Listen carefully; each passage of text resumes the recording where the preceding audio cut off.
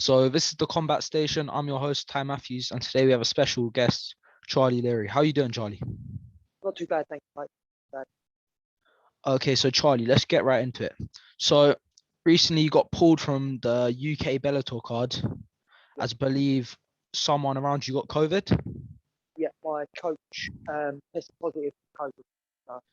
So, I think, trouble is, I think it was actually a false positive by the look of things. He had COVID a few months beforehand. I shown up, but protocol say that you have to be pulled from the card, so I have to be pulled from the card. So I was gonna ask, have Bellator got in contact with you of when you may be able to fight next? Because obviously you seem alright. Yeah, well, I'm good to go. Obviously, disappointed still, and worried that happened, but I'm ready to fight, man. I'll give me a week and I'll be able to back down my weight. But we was looking at trying to reschedule it and get it done for the November card in Dublin.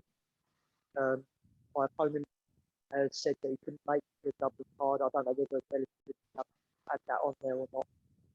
Anyway, but it's happened maybe November. Bellator tried and they've looked, but at the moment it looks like I'm just going to keep my weight down, stay prepared. If anyone drops off that card, then I'll find something. Good to hear, Charlie. Can I quickly ask them? Can you quickly take out their headphones if possible? Because it's going a bit like. Bit better. That's much better, Charlie. Cool. So anyway, I was going to ask you, did you watch the main event of the card? MVP I did. Douglas Lima. Yeah, I watched it. Yeah. How did you score that fight? Because there's a lot of controversy about who won it. You know what? There is, and to be honest, when I first watched it, I'd scored it for MVP because I think the first round is the one that people are questioning, and that was the one that the judges questioned and stuff like that. And the commentators at the end of it said, "Oh, they might have given it to Lima," and I was sitting there watching it with a wife. I said, "Oh no, I think I would have given that to MVP still, because he dropped him twice and stuff like that." But now, watching it back again, maybe one of them wasn't a knockdown, maybe it was a little bit of a trip or a push rather than anything else. Listen, it's a tough one to score. But in the heat of the moment, if I was a judge, I think I would have given it to MVP. So, and that's all you can go by. You know what I mean? That the judges have only got that one thing that they can watch. They can only judge it on the thing they've seen. They're not seeing any replays or anything else like that. I think the crowd would have probably played into it as well. Obviously, every time MVP threw anything, the crowd was going crazy, and it was a ram-packed stadium, wasn't it? So, you can't be angry at it. I don't think it could have gone either way. But I think that sets up a trilogy, which is what I'd love to see, to be honest. Who do you favour in a trilogy bout?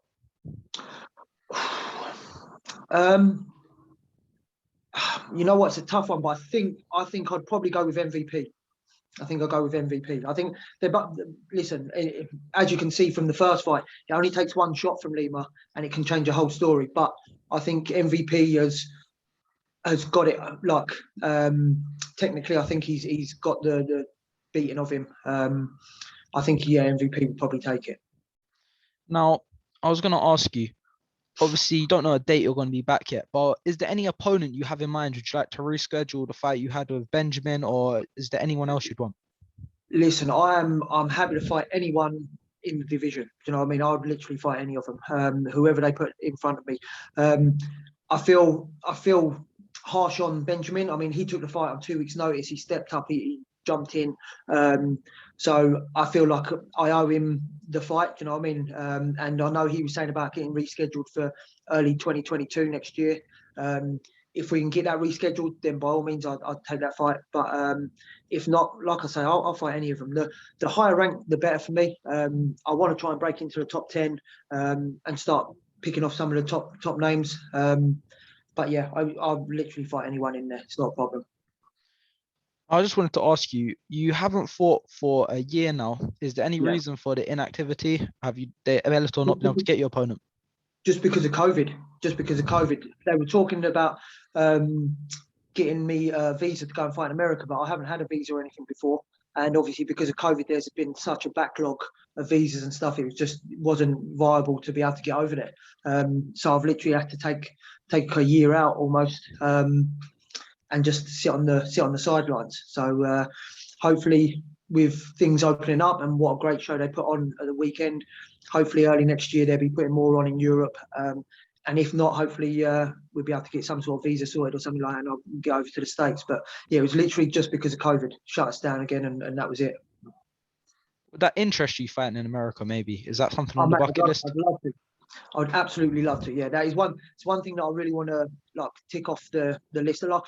When I first started out fighting, it was the be all and end all was pretty much you had to fight in America to have made it almost. Do you know what I mean? I think the UFC at one were putting on like one show a year if we were lucky in the UK or something like that. So I've always wanted to fight in America. I always felt like that's somewhere that I really want to go.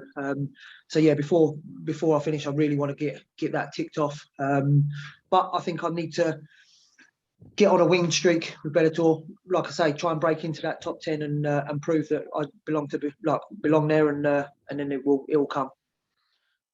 Another thing. So you're 38. Do you feel that? How long do you feel you have left of fighting, and do you still feel you're in your prime? The way I feel right now, man, I've got a long time left. I feel great. I think my age actually is a benefit to me at the moment. I didn't start training until I was 25, I think, 25, 26. And I turned pro quite early. I've pretty much been learning the game in the pro game. Do you know what I mean? I think I had like 2 semi-pro fights that were classed as weren't even really amateurs before I turned pro.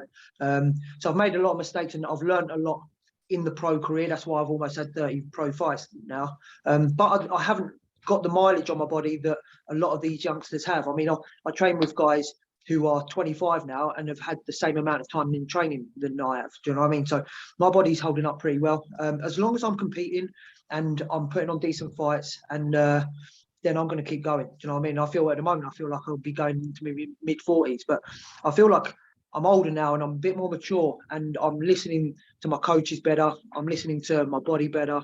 I'm learning from my mistakes a lot better now and stuff like that. And I'm training smarter and I'm looking for the improvements. Whereas when I was a bit younger, I was a little bit more headstrong and a little bit more like I wanted to do it my way, and it wasn't always the best way. Do you know what I mean? So I think it plays into my hands. I know people look at it and go, 38, blooming hell, that's a bit old, but I honestly don't feel it. I feel really good. You've had quite a long career so far. You've had, I believe, 21, 22 fights. I've had 29 pro fights. This would have been my 30th pro fight. 29. So I was going to ask you, what do you feel your biggest accomplishment of your career is so far? I think getting signed for Bellator is the biggest accomplishment. I've won a lot of titles. I had like 5 titles and stuff like that. But I think getting signed for one of the biggest promotions in the world is really the biggest accomplishment. I mean, saying that, I think one of my biggest accomplishments was to keep going early on in my career. Like I said, I took some silly fights early on. I learned on the job. At one point, I'd lost 3 on the trot and gone into a negative record. And I think it would have been easy for me to quit then. And it would have been easy for me to go, okay, yeah, it's not for me anymore. I was having to work nights. I'm trying to train during the days and stuff like that. And it was tough. So one of the biggest compliments I think is like soldiering through and actually making it a career and being able to make this my life now. Do you know what I mean? So I'm pleased with that. And being able to be signed by Bellator was life changing really. So it's been amazing. Now, as well, I want to ask you, what has been your hardest fight you've had through all these years? Oh man, that's a tough one. There's a lot of different ones for different reasons. I mean, like I say, early on in my career, I thought my first loss against Warren DeRorke was a tough fight. I fought Aaron Thomas straight after, took a quick turnaround trying to get the win back, and took an absolute beating off that guy. He was really good. But then saying that was a welterweight as well. I was fighting out of my weight class. So they were tough for other reasons. My fight against Tim Wilde was a tough fight, man. He kicked my leg loads, man. That really was a tough fight to get through. There's just some tough guys. Do you know what I mean? Sometimes it doesn't even seem like a tough fight. Like when I fought Bungard, I done really well against him, but that guy was tough as nails, man. He weren't going away for anything. I was looking to try and finish him, and so there's been a lot of tough fights for different reasons. But yeah, that's some of them. That's some of the toughest. We've gone through your hardest. I want to know what was your funnest fight as well, the one you've enjoyed the most. I tell you what, I think my most enjoyable fight was when I fought for the FCC title, the first one against Mick Bowman. He'd been on tough. He was a tough vet.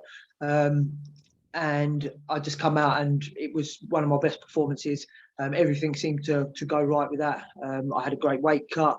I felt like I performed really well. I won the title and stuff like that. So I think that was probably the best one that I felt, or that was the most fun I had, because I felt like everything I was throwing was landing. I felt like my movement was great and everything seemed to fall into place for that. So that was probably my most favourite fight. I spoke about all your fights, but I got one important question. Yeah. What's your favourite food? Man, that's a tough one. That's a tough one. It really depends, man. I'll tell you what, all food to me, like, it's just great. I just eat so much all the time. I'm terrible, but I do quite like Thai food, man. I do quite like Thai food. A nice little pad Thai, something like that, is one of my favourites. Yeah, if I had to choose and you put me on the spot, I'd probably say yeah, Thai food, something like that. You watch a lot of fighting? Not as much as I should do anymore. I used to not miss a fight. I didn't miss a show. I'd watch everything that I possibly could.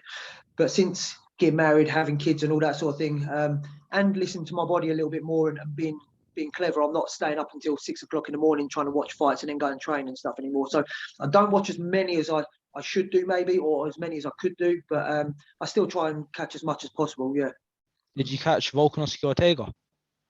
No, not all of it. I've seen little bits of it. That is one that I'm going to have to go back and watch, though, because it was meant to be a decent one, wasn't it?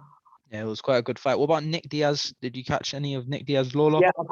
Yeah, I caught some of that. I mean, the thing is, Lawler was probably one of my favourite fighters of all time, man. I love Lawler, especially the way he come back from like getting released, going to fight at Strikeforce in middleweight and all that sort of thing. He looked like a mediocre fighter, and to come back to win the title, he's always been one of my favourite fighters. So I was getting a little bit worried about him in his last few fights. He was getting very gun shy and stuff, but I think Diaz has brought out a little bit of the old Lawler again. So it's quite nice to see. But I think they're both coming to the end of their career. Do you know what I mean? So it was a fun fight. It was nice for the age. I mean, 17 years apart between the two fights. It's crazy that both of them are still going.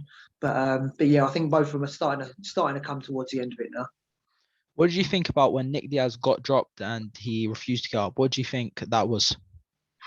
I don't know. It's a tough one.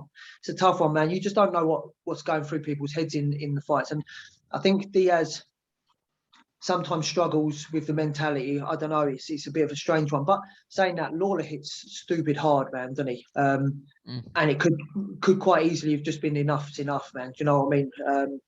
Sometimes you get hit like that and you can't get up. Even though he wasn't out, maybe his body wasn't responding enough and he just had enough. But who knows? I think only Diaz knows that. Well, Charlie, we're going to probably wrap up in a minute, but anything you want to say to your fans? First off, I want to apologise for not being able to fight at the weekend. It's absolutely heartbreaking, absolutely gutted, the amount of people that bought tickets and showed support and stuff like that. But I promise I'll be back as soon as possible. I'm working hard in the gym already to be able to be ready and step in at last minute if I need to. And if not, then I'll see him early 2022 and I'll be ready to put a show on. Well, Charlie, it's been a pleasure having you on here. Thank you very much. Thank mate. you for your time. Anytime, mate. Anytime. And hopefully we'll get you back on when you get a fight booked. That'll be great. Yeah, thank you, mate. This has been the Combat Station, and we are out.